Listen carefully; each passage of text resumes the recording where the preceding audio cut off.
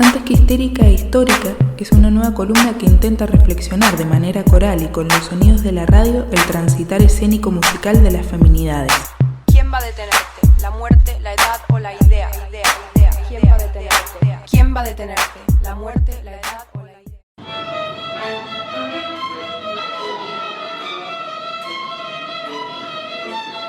¿Qué son las cosas más que el recuerdo que llevan consigo cuando las miramos? Hay recuerdos que viven solo en los objetos. Los guardamos, los atesoramos, contamos su historia mentalmente cada vez que los tocamos. A mí me sucede con algunos libros, a vos seguramente con algún objeto que guardás. Hay recuerdos así, que se arman solo a través de las cosas. Lecturas feministas 2, Constelaciones literarias, Gabriela Borrelli Azara. Vichy Palero, la música como experiencia lúdica. La amiga de mi abuela, de mi nona, la Esther, estuvo un tiempo presa. Mi abuela, que la fue a ver a la cárcel, me contaba con sorpresa y emoción que ella había convertido la celda en otro lugar, en un lugar ameno, como ella, como ellas dos diría yo. Tejía pisitos al crochet y los acomodaba arriba de un cajón que oficiaba de mueble y en el que tenía algún libro. En las paredes había pegado unas fotos de cuadros de paisajes de revista. Era la cárcel, sí, y ella era una presa política. Poco podían charlar, pero ese pequeño espacio de encierro en manos de Esther se había convertido en un lugar ameno, cálido, limpio, digno. Cuando me describía la celda y la actitud de su amiga, siempre estaba la palabra dignidad en el relato. Desde ese momento, para mí, esa palabra está relacionada con la acción de embellecer un cajón de libros con un pisito tejido y pegar fotos de paisajes pintados en la pared, o poniéndole color y brillo a la injusticia. Soy Vichy Palero, mujer, hija, madre, hermana, docente, música en ese orden. Tengo 50 años y desde hace más de 30 mi oficio es el de enseñar música, mayoritariamente en espacios alternativos, de manera particular, fuera del sistema. Hace apenas unos pocos años estoy en la Escuela Artística Goyard, que es el único ámbito formal en el que me he desempeñado. Pienso cuál puede ser el aporte que puedo hacer desde ese espacio, mi oficio docente, en el que realmente pongo el alma, pongo el cuerpo y que me ha definido como persona y del que siempre me emociona hablar, creo que por eso, porque lo tengo muy sensibilizado, muy a flor de piel. Desde el año 2000, 2001, pongámosle los mejores años, esos años conflictivos, coordino un espacio de enseñanza artístico-musical que bueno, que con el tiempo fue tomando el nombre de Taller de Música El Colectivo. En él he compartido con músicos y colegas maravillosos de quienes aprendí, me nutrí y también pasaron grandes profesionales que bueno, me enorgullece realmente. En esta escuelita, taller, es donde yo he tratado de encontrarle coherencia alguna a esta vida llena de incoherencias y recrear el espacio en el que me hubiera gustado aprender, sobre todo. Cuando yo empecé a aprender, nunca me imaginé como música exitosa, ni virtuosa, ni famosa, y creo que, bueno, claramente no es lo que proyectan las personas que se acercan al taller, que pasan por el taller, por el colectivo, le vamos a llamar. Por el colectivo pasan y permanecen, que es lo más bonito. Los chicos,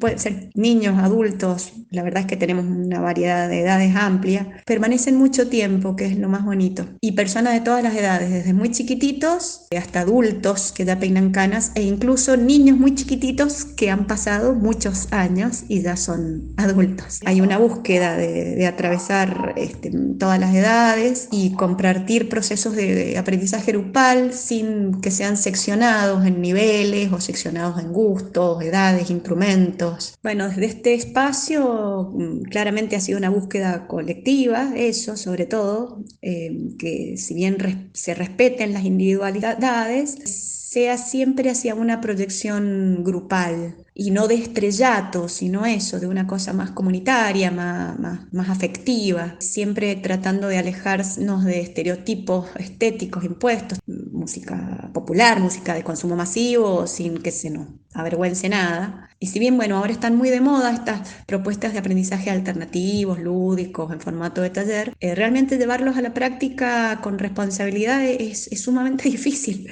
y es un desafío diario. No se trata solamente de querer, sino también de poder, de que tenga un significado profundo el aprendizaje, que se construya un aprendizaje cierto, tanto desde lo instrumental, la música, bueno, todos sabemos, es una disciplina de autoperfeccionamiento, de autoconocimiento, que atraviesa lo teórico, lo físico, la conducta, lo actitudinal, bueno, entonces poder bajar todos los conceptos que uno tiene de arte libre, de juego, bueno, bajarlo a un conocimiento concreto es complejo y es divertido también. La verdad que me gusta muchísimo.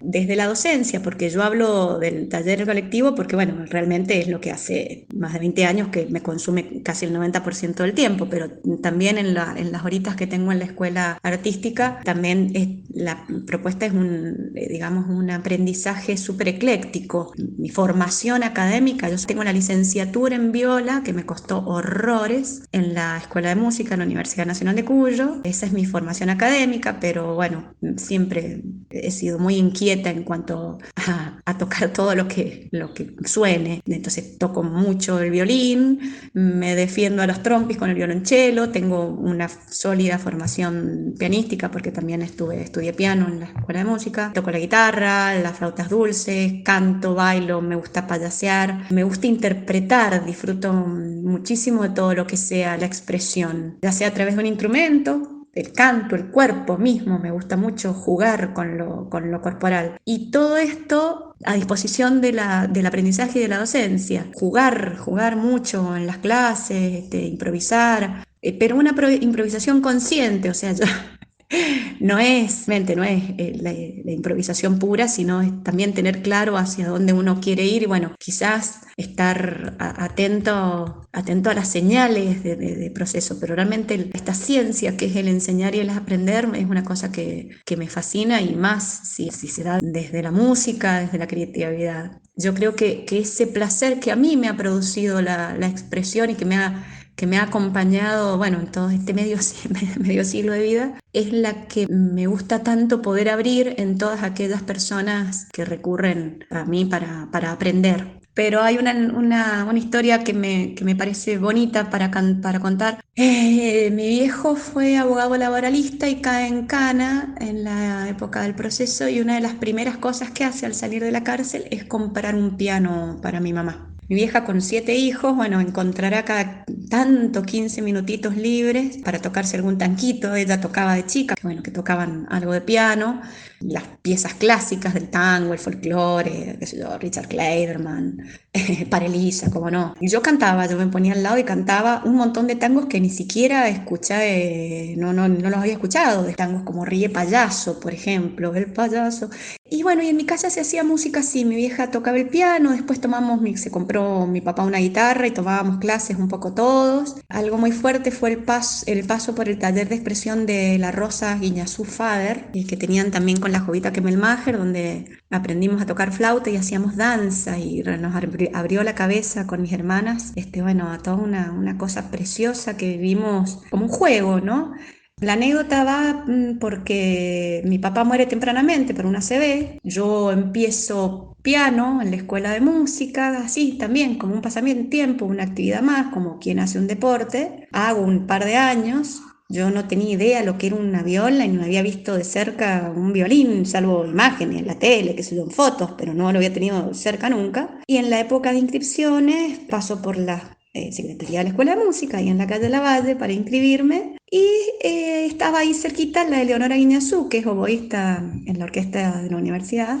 Ella me escucha que me estoy inscribiendo en piano y me dice, ay, inscribite en violas, que no hay violas. Y yo viola, por supuesto, viola pensé en la guitarra. No, la viola, ese que es más grande que el violín. Bueno, bueno, pruebo. Así terminé estudiando viola. Al poco tiempo me pongo de novia con un flautista, con Esteban Pereira.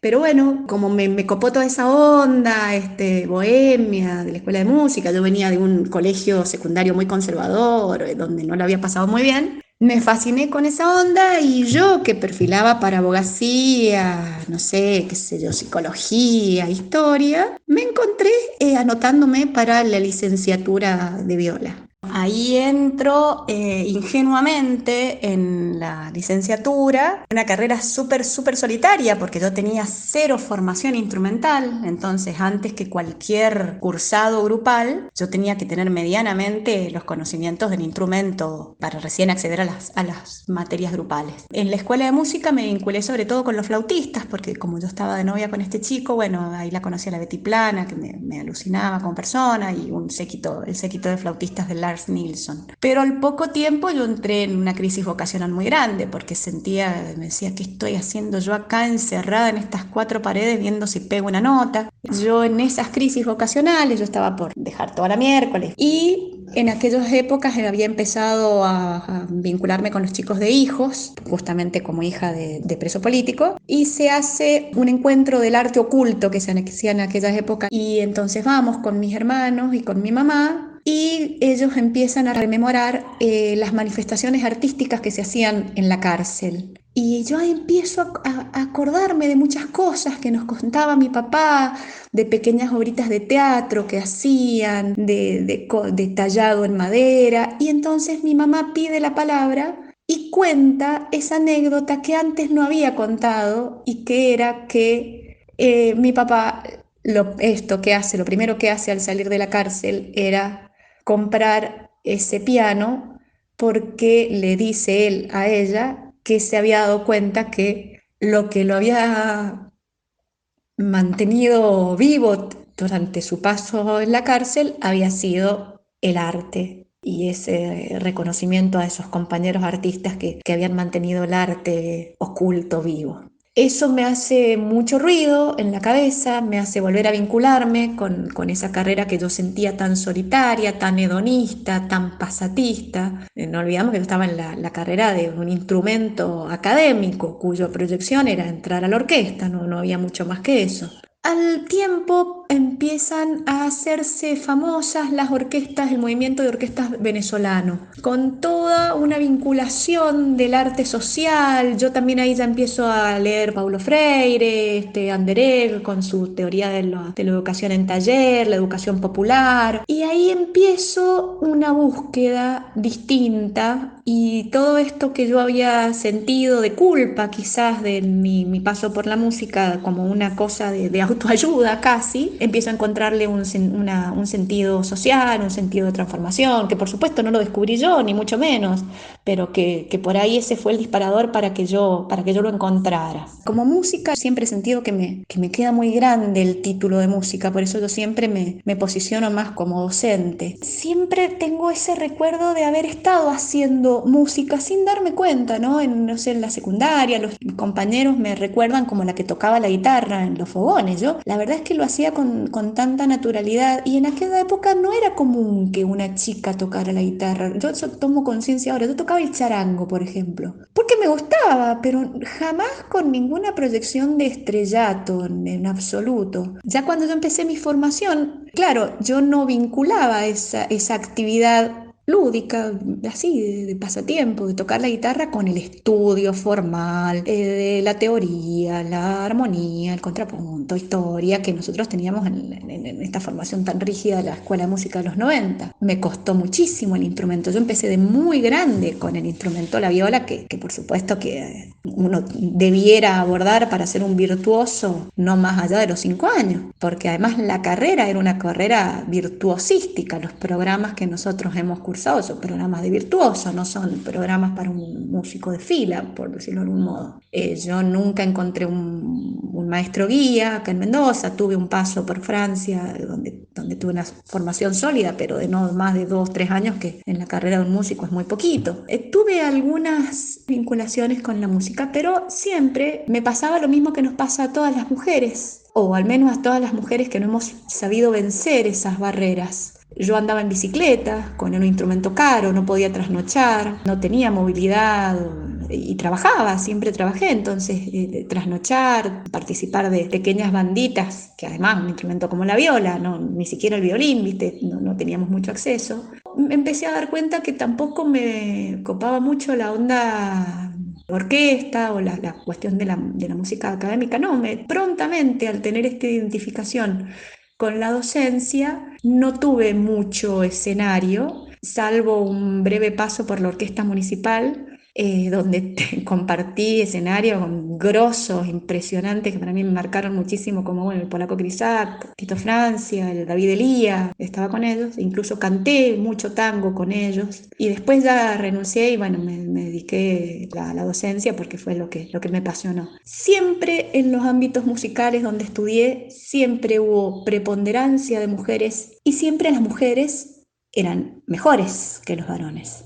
Sin embargo, siempre me sorprendió eso, que estaba lleno de varones y las mujeres en un rol generalmente de cantantes, pero muy pocas veces de instrumentistas. Salvo en los ámbitos oficiales, donde justamente, bueno, por ahí un sueldo estable, como la orquesta, por ejemplo, esos sí eran puestos donde las mujeres podíamos acceder, pero todo lo que eran los ámbitos independientes, bueno, sí me llamaba la atención eso, ver pasar 200 bandas en los que de casualidad aparecía una mujer instrumentista y otros pares cantantes. Bueno, cuando fue todo el movimiento de la ley por el aborto, fue para mí también un hito importante conocerlas a las mujeres músicas que participamos activamente para la aprobación del cupo, de la ley de cupos. Me parece que estamos viviendo tiempos tan importantes en la música, en el arte en general. Ojalá podamos encontrar el espejo real en el que reflejarnos. Bueno, muchas gracias.